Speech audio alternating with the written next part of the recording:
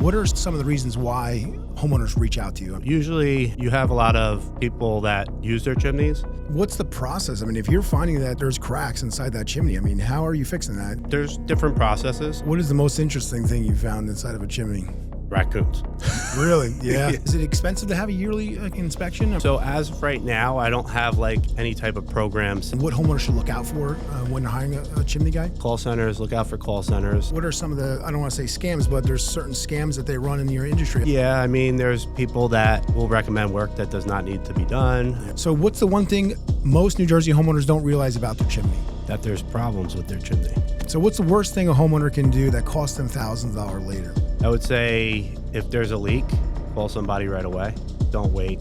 True or false? The chimney only needs cleaning if you use it every day. No, false. All right, what's going on, Dominic? Welcome to Jersey Home Pro Podcast. Thanks for having me. Yeah, man, I'm excited to get into this, the chimney industry. So, you know, obviously our audience is homeowners, right? So we want to educate them today about the chimney industry, and there's a lot to learn, right? Most people don't really pay a lot of attention to their chimney until it's like last minute and something's going on and they have to deal with it, right? Yeah, so a lot of people don't want to spend money on their chimneys. They let it go, or they buy a house. They never have it looked at before they purchase the house, and then all of a sudden it's leaking and they have a big can of worms that they have to fix. Yeah. So. When you say it's leaking, I mean, is that they're getting smoke in their house and they're lighting a fire, or is it carbon monoxide? You get water issues. Water issues, okay. Yeah, so when you have water issues, that opens up all these other problems, because when you get water in a chimney, what ends up happening is you have freeze-thaw damage. So temperatures drop below freezing, everything expands and contracts and cracks. So it causes internal problems, external problems, and then problems just get more and more expensive as you just let it go.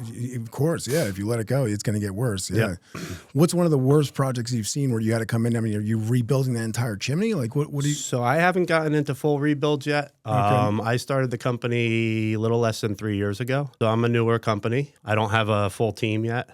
Eventually, I'll get into those full rebuilds. Yeah. I do rebuild from the roof up. Okay. But I have seen chimneys that are pulling away from the house and do need to be torn down and rebuilt. Yep. Right now, I'm at that point where I'm like recommending a mason. Yep. Because I can't take it on. Yeah. Yeah. No, absolutely. So how did you get into the chimney business? So 3 years ago, I mean, what did you do before that? So out of high school, I was a mason.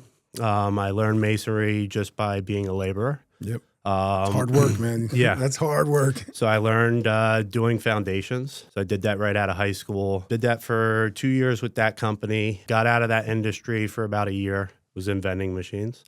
Did that for a year. Then I got into the chimney industry. I worked for a company called McPuff Chimney Service out of Branchburg. They're no longer in business in Branchburg. Did that for a while, got out of the industry, got into construction, worked for Sons Construction. We did road work and concrete work, stuff like that for PSE&G, the water company. Did that for a year with them, and then I got in the moving industry. I was in the moving industry for 12, 13 years.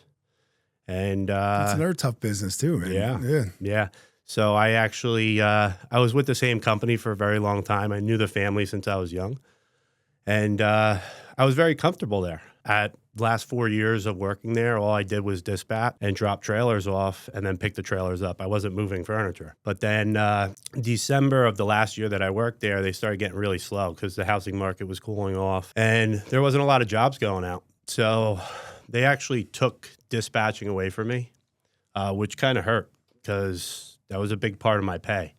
And then there wasn't trailers going out anymore. So it kind of forced me to get back out on the trucks. And I was actually struggling to pay my bills. Yeah. I was doing DoorDash just to kind of keep up with everything. Have 2 kids at this point, and daycare is not cheap. No, not in New Jersey. No. So I ended up, I hurt my back actually like within 2 months of being back out on the truck. And I remember I was trying to fix it on my own. I was doing physical therapy. I have insurance through my wife, so I didn't talk to them about helping me pay for anything, but they didn't offer either. I told them I hurt my back. And then once they started talking to me about surgery, I was like, oh, I'm going to go through workman's comp, you know? And once I opened up a workman's comp claim, the owner brought me into his office and he's like, you're suing me? I said, no, I'm getting treatment. I need treatment. Yeah. You know, I'm going to have to get surgery. Yep. So Yeah, that's what he carries workman's comp for. You know? yeah, so I actually I was going through all that, and they started kind of like mistreating me, not working me, and I have bills to pay. So I'm like, one day I'm just sitting there, and I'm like, what am I doing? Yeah. I know masonry, I know the chimney industry. Why not start my own business? So I did, and just went into it, full force, and it's the best thing I ever did. Nice. So That's awesome. never looked back. Yeah, no, that's awesome, Yeah. man. That's great. I mean, it takes a lot of guts to make that jump, you know what I mean? Yeah. And start a business. I mean, a lot of people don't have what it takes to do that. So that's good, man. Congratulations. That's awesome. I'm glad it's been working out. You said you're busy. You got so busy to the point where you couldn't take on more work. My head was spinning at one point. Yeah. Yeah. So I know that feeling. It does get overwhelming, especially when you're wearing all the hats. Yep. You got to learn to delegate pretty quickly for sure. Yeah. So that's where I'm at now, because I have to delegate. Yep. And it's just tough to find people that want to do the work and do it like you. Yeah. You know what I mean? So right now, are you dealing a lot of one-on-one with the homeowners? Like if they call in and they have an issue, they're dealing with you. Yes. And then are you on the site as well? Yeah. So you call, you're getting me on the phone. I'm coming out. I'm doing all the service. I'm doing everything. Yep. So right now I'm at that point where I do need to hire, but it's just, it's kind of scary when you're trying to build a very reputable business. Yeah. So this is like my baby. Yeah, they hand it off, of course. Yeah. Well, listen, a lot of homeowners like that, right? They don't want to deal with a big corporation or a big private equity company that's going to send out somebody on the low end, and they're not really dealing with a person. They want to hire the humans. They want to hire a person they like, know, and trust. So the fact that they're still dealing with you, I think that's great. I mean, that's the one good thing about being small. When you first start out, you can have that kind of one-on-one. You have that time and the availability to do that, which is nice. Yeah. No, that's great. So let's talk a little bit about the chimneys themselves. So what are some of the reasons why homeowners reach out to you? I mean, is it because they realize that there's a leak in the chimney, or? So it's a little bit of everything. So usually you have a lot of people that use their chimneys. Yep. So you have your people that just call for your yearly sweep. Then you have people that, I just had a lady the other day. She's like, yeah, we wanted to get our chimney checked and cleaned. We haven't had it swept in 12 years. We've lived here for 12 years. We never had it looked at. And I'm like, really? Yeah. Wow. And it's just, there's people that just aren't aware of the maintenance that you have to put into these things. I mean, is that what you're recommending? Like if you're using the chimney, so it's not just what I recommend. It's what the Chimney Safety Institute of America recommends. Okay. So yearly inspections are something that you should be having done, especially even if you're not using it, because if we're there and we're inspecting the outside too, at least you're having issues with your crown, something else. You know what I mean? And I always tell customers, your problems always start at the crown, and then they work their way down. Of course, yeah. Yeah, because right now, I mean, I'm just thinking of my house. I burn a lot of wood, you know, and we moved in there almost, over 2 years ago now. So it's probably time to have you come in and check it out, man, because I haven't had it inspected for sure. That probably needs to happen, Yeah, and that's the other thing too. Like when you purchase a home, as a buyer, you should always do a level 2 inspection. Okay. The level 2 inspection is different than a level 1 inspection. Level 2 is where we run a camera through the system and we look for any voids, any cracks, any missing mortar joints, anything that would prohibit you from using your chimney. Because if you have voids in your chimney, missing mortar joints, then you could have smoke getting behind the tiles. Yep. And that's a whole nother issue, because if you ever have a chimney fire and you have smoke that's building creosote behind the tiles. It's like that lights up quick, right? Well, yeah. I mean, the chimney's job is to contain the products, byproducts of combustion. Basically, you want all the smoke staying in that flue system. So if the chimney ever does catch fire, it carries it to the outside. So once the chimney catches fire behind the tiles, then you're up too close to combustibles, then you could catch the house on fire. Yeah. So what's the process? I mean, if you're finding that there's cracks inside that chimney, I mean, how are you fixing that? There's different processes. A lot of times you can reline it, right? If it's real bad. So you could reline a chimney with stainless steel. A lot of the time, if the flue runs straight up, you could resurface the flue. So I'm a certified FireGuard installer. I also am an installer for heat shield. I do recommend one over the other. I think, my opinion, FireGuard is a much better product. Don't tell heat shield I said that. Well, you would know. I mean, if you're installing them, I mean, you're seeing. It's a much different process. It goes on in 3 coats rather than heat shield. It's a scratch coat and then just a second coat. FireGuard goes on in 3 different coats, and there's 6 passes with the bladder. And when you actually go to get certified for FireGuard, they play a video, and it's 4 8x8 tiles that have been resurfaced with FireGuard. and then they lay it down on cinder blocks, and they have a 240-pound man walk across it. So that's how tough this stuff is. Wow. So it actually withstands 2,305 degrees of heat. Wow. So when a chimney fire happens, chimney fire reaches up to 2,100 degrees. That's crazy. Yeah. So what's the difference between, you said level 1, level 2, is there a level 3 as well? I mean, there is a level 3. So a level 3 is like, let's just say during a level 2, there's something that looks way out of the ordinary. You can't really see it with the camera. Now it's like, okay, we have to take apart the chimney. Oh, wow. So it's like, there might be a section where you just see something and it looks like there's wood behind something or something that shouldn't be there. Yeah. And you have to open up the chimney and really find out what it is. Yeah. So that's a level 3 where you have to actually take apart the chimney to see what's going on. Does it make sense sometimes? I mean, I don't know what it costs to do a level 3, but does it make sense to just go for the liner at that point? It all depends on what the level 3, so like level 2, it could be anything. You know, there could be just garbage and debris back there. So that would have to come out. Even if you're doing a liner, you want to get debris out of there. Right. You know, and a lot of the times when your buildings go up, like especially condos and stuff like that, you have a chimney that's framed, and you know sometimes roofers, unfortunately, Yeah. throw building material into Really? the chimneys because they're just open chases. Yeah. You know, so Wow. On brand new construction. yeah, Wow. yeah. Jeez.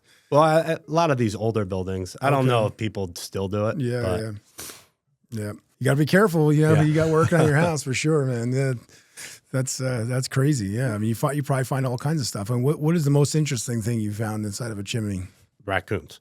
Really? Yeah. They make nests in there? Well, yeah. So raccoons are like something I don't like to deal with. Yeah. You probably have to sub that out to like a pest control guy or Nah, something? so you could set up a trap on the top of the chimney and do it humanely. Yeah. If there's babies, you set up a trap, get the mom out, relocate it with the babies. Or you do something, you could put a repellent in there to make them get out. Yeah. And then once they're out, put a cap on. And then there's the other part. They do their thing. Yeah. And there's feces in there. You got to get that out. So, Yeah. it's better to sub it out. Yeah. So now that's happening because they don't have the proper like protection on top. Is that mainly it? Because they're finding a way in? All chimneys should have a cap up there. Yeah. And you could drive down the road and see so many chimneys without caps. Wow. And a lot of older people are stubborn. They're like, oh, that chimney doesn't have a cap. Well, there's a reason. It's a rain cap. They call it a rain cap for a reason. You want to keep water out of the chimney. Yep. And it's also a rodent guard. Yeah. So you want to keep all rodents out. A lot of the times when there's a blocked furnace flue, it's because there's a squirrel building a nest in there or a bird building a nest in there. Wow. So that becomes a hazard as well. Yeah, So. no, I can imagine. Yeah, that's a problem. I mean, I'm assuming the homeowners would probably tell you, like, I hear something in my chimney, right? Is that why they're calling you? Like, hey, there's something up there. I keep hearing this noise. Yeah, that's crazy. I didn't realize that could happen. Yeah, I guess you got to be careful. You know, you got to have everything done right. That's why having that inspection, like you said, if you're having a yearly inspection, obviously you're coming out, you're seeing, hey, you need a chimney cap or whatever. Or you got some issues with some rodents here. Yeah. I mean, is it expensive to have a yearly inspection? I mean, is that something you guys offer, like some kind of maintenance program, or how does that work? So as of right now, I don't have like any type of program set up where it's like a yearly thing. I always tell customers, just give me a call and we'll set something up. I'm not using a CRM yet, something I should be implementing. Yeah, no, absolutely. I'm very old school. Okay. That's So, okay. That's all right. It's more or less like, give me a call, I'll come out and inspect it. But I mean, you're obviously giving a great customer service because you got great reviews online. I mean, you built a great reputation in a short 3 years. For sure. So I try to return all calls and I try to answer all calls. But sometimes when you're in the middle of something, Of course, yeah. can't answer. So I always call everybody back. Yeah. So. Which is important, and that's one of the reasons why we wanted to have you on, because we're trying to build a reputation of having contractors that are locally owned and operated, that are giving good customer service, that are calling back, going to show up when they say they're going to show up. That type of stuff matters, right? Not a guy that's going to come in and do high pressure sales, which we talked a little bit about before we got on here, and we'll talk about it here. I mean, there's a lot of companies out there in home services where they'll come out there to try to twist your arm, right? And they try to get, force you to sign on the dotted line and give a check before, or they don't want to leave your home. Yeah. Obviously, we don't want contractors that operate like that. We want guys that are honest, that, do the right thing by the homeowner. So can you talk a little bit about your industry specifically, what homeowners should look out for when they're hiring a chimney guy? Call centers, look out for call centers. There are a lot of call centers out there that pay a lot of money for advertising. And then they send not so good chimney companies out to service your chimney. So you can run into things like you're talking about. the scare tactics, stuff like that. Best thing I would say is to always look for a local company with good reviews. Yeah. Something in the map pack. Absolutely. That's just my advice. That's how I shop. Yep. So. Yeah, no, 100%. Yeah. Mean, I 100% agree with that. And recent reviews, right? You want to someone that's, it looks like they're obviously doing work, that matters for sure. And yeah, somebody local. I mean, there's a lot of guys in the home service space that are not local and they're doing, especially, in my industry in roofing, forget about it. You got guys coming all over this, out of state to come and do your roof. And there's a lot of these lead aggregators where you go in and you put your information as a homeowner. Yeah, I want a chimney guy. And then they're sending, random companies out to give you quotes. So what are the red flags? I mean, what are some of the, I don't want to say scams, but there's certain scams that they run in your industry. I mean, it's in every industry, right? Yeah, I mean, there's people that will recommend work that does not need to be done. Yeah. There's people that will say, hey, your crown needs to be redone. And instead of redoing the crown, they'll actually just skim coat cement over top of the old crown. Wow. And that lasts about 1 year to 3 years tops. Anytime I do a crown, I take the crown completely off and then I redo it. I give different options. There will be option 1, option 2, and it's all about what customer wants to pay for. Well, of course, it depends too on their situation, right? Yeah. We do the same exact thing. We give customers options because I might have a homeowner. It's like, hey, I'm going to be in this house for 2 years. I don't want to go all out on the best of the best. And I have other clients like, I'm going to be here for 30 years. I'm going to die in this house. Yeah. So obviously we have different options depending on what their goals are for the home. So that's probably, I'm assuming, what you do as well. Because if they're just getting it prepped for sale, they want to probably do, hey, listen, I just want to do the minimal just to make it legal and safe, right? And that's why I offer heat shield. Yes, there you go. Yeah, no, that you got to have options. I mean, there's a lot of companies that don't offer options. They come out, no, this is what you got to do, and giving you nothing to really choose from. Yeah, it's in every industry. These type of scams are in every industry. That's the unfortunate part. We talked a little bit about this before too. You just told the story about a customer that they took, the deposit money, or they took the money for the job. What happened there? So no, the customer had called me. I guess she called one of those call centers. They sent the person out. They did a sweep. The sweep ended up costing her like over $1,200. And she wasn't home when they came to do the sweep. I guess she was looking to pay by a check. And I guess the chimney guy was like saying, I'm not leaving until I get paid type deal. And he was just sitting there like waiting to get paid. And she had the cops come and stuff like that. So that was a pretty weird story. And I was actually just at her house yesterday doing a level 2 inspection. Okay. Because after she had burned a fire, she said she was smelling plastic. And I was like, well, that's pretty odd. Maybe he left a nylon brush in the chimney. Yeah.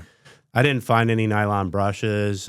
She thought maybe it was plastic. You know how you get those wood bundles from ShopRite and stuff like that, and they have plastic on it. She thought maybe her husband put something in there and it still had some of the plastic on there. So I said, well, let's do a level 2 inspection. And then I do a level 2 inspection and we find other problems. I'm finding missing mortar joints, the top tiles completely spalding because there's never been a cap up top. The damper is completely rusted to the point where it doesn't stay open all the way. So there's only like a little space for smoke to come out, and the other side, like a super small space. So like the damper needs to be redone, the thing needs to be resurfaced. But I also gave her another option. I said, hey, you could turn this into a heating appliance. So I do wood burning inserts as well. And I don't usually offer it to just anybody. It's more or less if you qualify to have an insert. Because you can't just put an insert in any fireplace. There are a lot of guidelines you have to follow. You have to have the right clearance to combustibles. If there's wood underneath the hearth, because a lot of times when they build an ash dump, what they'll do is the mason will put a piece of plywood and he'll build the hearth on top of that plywood, and then they cut a hole or a square for the ashes to go fall down, and that wood's never taken out. So in a case like that, you can never put an insert because that insert gets so hot that heat transfer could char the wood and spread to other combustibles. So but I always like to offer an insert if we can, because now you're getting a tax credit from the government. Oh, wow. So a lot of these inserts, as long as they're 75% efficient or better, you get a 30% tax credit from the government on up to $6,000 on the install. So you get, if the install costs $6,000, you get $1,800 back from the government. Oh, that's not bad. Yeah, so it's a nice little incentive, and now you could save on your heating bill. Yeah. So I actually heat my whole house with a wood burning insert. Oh, wow. Really? Yeah. I mean, listen, I had one of those, stoves where you could put the wood in there. It's like had a fan on it, blow out the, and those things kick off some heat, man. Yeah. Yeah, I miss that stove. It's that's nice to have. We burn a lot of wood. We have just a regular chimney, Yeah. but we burn a lot of wood. But it doesn't do much for heating. It's more just No, the heat goes right out of the top. yeah, it's more for looks, and it's it's nice to have. But yeah, what are some of the other issues that you see that homeowners come across? I mean, you hit on a little bit about burning plastic. I mean, is that a problem? I know like some people are throwing like all kinds of stuff in their chimneys to burn shit. Like Yeah, so that was the first time I heard of the plastic thing. Yeah. So I was like very concerned, like, what's the issue? Like, I thought for sure there was like some type of brush in there, but after running the camera, there wasn't. Biggest issues are cracked flue tiles, water damage, right? chimney fires. So like I had one guy near East Windsor. He had a chimney fire. He had me come out to do a sweep, and I went up top afterwards because something looked out of the ordinary, and I seen a cracked tile. I got up to the top, and I see the cap, and it's discolored. It looks like an oil spill. Oh. So I take the cap off. I look down, and it looks horrible, like all cracked flue tiles. And I'm like, you had a chimney fire. He goes, oh, that's what that sound was. So when you have a chimney fire, it actually sounds like, like there's a train or like a jet engine going off. It's like, flames shooting out of the chimney. Yep. So I've came across a couple of chimneys that had chimney fires and people didn't even realize it. Yeah. Wow. So yeah, if they had one, the chance that they're going to have more is probably pretty high, right? Yeah. And then there's also inserts that technically shouldn't be used anymore. So your older inserts that don't have liners attached to them, they're called slammers. Okay. And the reason is because they build up such a glazed creosote and people don't realize it. So the glaze is third-degree glaze. That's likened to tar. It's flammable. Yep. And when you have that, it's very easy to have a chimney fire. I also came across one in Tewksbury where they had a chimney fire, didn't even realize it. That glaze, once it catches fire, if it doesn't catch your house on fire, all that glaze burns off. So like when I came there to do the sweep, I'm like, you had a chimney fire, right? And they're like, no, it didn't. And I'm taking pictures like, hey, this is what's going on. Like, you need to change this thing. Yeah. So. Wow. Yeah, I mean, you probably run that a lot into some of these older homes, right? I mean, some of these older chimneys, right? Mm-hmm. Yeah. Those give you a lot of problem. Yeah, I mean, so a lot of chimneys have problems with the exteriors. And it's usually the first 5 feet up. And it's usually because people never had them looked at. They never seen signs of water in the fireplace. So it's like no reason to go up there and look at it, right? Yep. But like, let's just say, for instance, I come to do a sweep. I'm going to go up there and take a look at it, and then I take pictures. If there's something wrong, I take pictures, show it to you, tell you what needs to be addressed, stuff like that, so that you could prolong the life of your chimney. Because proper maintenance is very key on a chimney. Another thing that's very important is waterproofing your chimney. Waterproofing should be done every 10 years, in my opinion. And when you say waterproofing, I mean, like, can you kind of dive into that a little bit? Yeah, so waterproofing acts like a Rain-X for your windows, but on a chimney. So it just helps the water to bead and run off rather than, because masonry is like a sponge. So masonry will soak up water. Yeah, especially if there's cracks or there's any penetration. Even if there's no cracks, it will soak up some water. Yeah, of course, yeah. Over time, that causes damage. So what that waterproofing does is it just helps the water to not go into the chimney. And we use a permeable waterproofing. So if water does get into the chimney, it allows it to escape. You don't want to use a non-permeable waterproofing because then it gets trapped inside, and that could cause even more issues. Yeah. So that's an extra service that you guys provide to do like a waterproofing and like is it almost like is it painted on like or sprayed on? We spray it on. Spray it on. Okay. Yeah, that's good to know. I mean, I'm sure. Listen, I'm sure a lot of people that are listening probably don't even realize. I mean, I have a chimney. I've been burned, and I don't really know half this stuff. So it's great to learn this because it could be a safety hazard, right? Yeah. So you want to make sure that you're maintaining it properly because it could potentially cause a house fire. I mean, that's worst case scenario, right? Yep. So yeah, no, this has been great, man. This is good value. I think homeowners are definitely taking a lot away from this for sure. I want to go into the rapid fire round where we ask you a couple questions, in reference to the industry, and then we'll see if there's anything else you'd like to add at the end. We'll kind of wrap it up. How's that sound? Sounds good. All right, awesome, man. So what's the one thing most New Jersey homeowners don't realize about their chimney? That there's problems with their chimney. Yeah, they're living with the problems. They don't even know it. Yeah, so, and a lot of people, they don't realize it until a guy goes on the roof. And that's where roofers come into play too, because people that are having their roofs done, they don't know their chimney's messed up. And then the roofer says, hey, listen, your chimney's messed up. you should have a chimney guy come look at it before we do the roof, because a lot of the times roofers don't want those callbacks. Of course. And it's because of the chimney. Yep. So there's always something going on with a chimney. Yep. Yeah. No, that's good to know for sure. Yeah, I mean, we come across it. I mean, I just had an incident. I called you about it last week where they had like a faux chimney situation going on. And I was like, yeah, we got to definitely call and find out what to do with this, because this is, I think we should flash this thing. We call it a Fox chimney. A Fox chimney. Yeah. Okay. Okay. Yeah. It was all rusted to hell, but this thing is definitely beat up. Like, there's no way we're going to do a new roof here and just like slash into this thing. So what's the worst thing a homeowner can do that costs them thousands of dollars later? Neglect their chimney, neglect inspections. I would say if there's a leak, call somebody right away. Don't wait, because every winter you go through with a leak, it's just going to cause more and more damage. Yep. I've had customers call me and say, hey, my chimney's leaking. I give them a price, and then, they wait. Yep. And they go through a whole nother winter, and it then gets worse. Yeah. And then I'm like, okay, now we're going to have to do a little bit more work. Yeah. So there are people that just don't have the money to spend at the time, So You guys offer financing or anything? not yet. Okay. Not yet. Eventually we will. Yep. It's in the making. Yeah. Yeah. No, yeah, because some of this stuff could be expensive. I mean, you mentioned a $6,000 service. I mean, some of this stuff could be expensive. I mean, a lot of homeowners are in the house, and they it's, especially now, man, everything's so expensive. Forget about it. Yeah. True or false? The chimney only needs cleaning if you use it every day. No. False. False. Okay.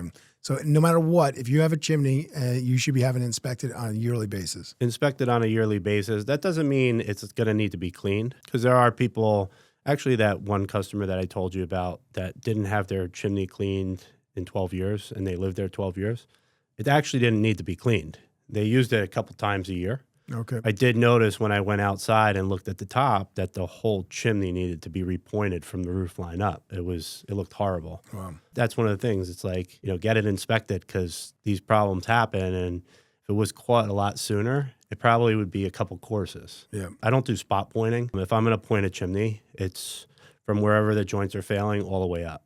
I won't just grind out a joint here, a joint there. Yeah. Then your chimney looks horrible. Yeah. And then other joints are going to fail later on down the road anyway. Yep. So yeah, it's similar to the repair work for roofs. Depending on the year, like how old it is, and all that stuff. It just doesn't make sense sometimes to go in there and do a small repair for sure. Yeah.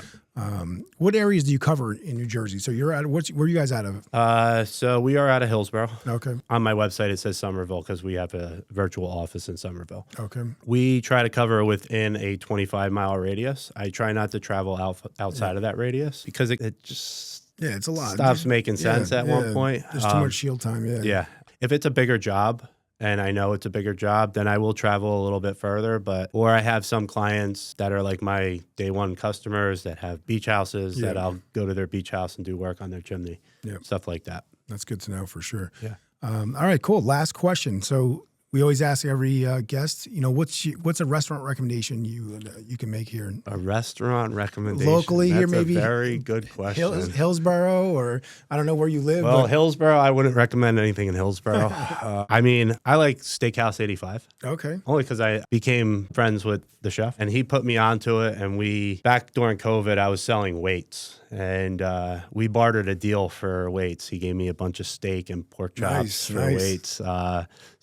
And then I came to his restaurant, and I like the restaurant. So that's one of... Where's that? What town is that in? That's in New Brunswick. New Brunswick. It's a good steakhouse. All right. I'll have to check that one out. And their pork chops are phenomenal. Okay. It's best pork This chop. is the second pork chop Best recommendation pork we got chop on the I've show. ever had. All right. Well, dude, we're going to have to... Now it's up for And a it's challenge. a steakhouse. That's awesome.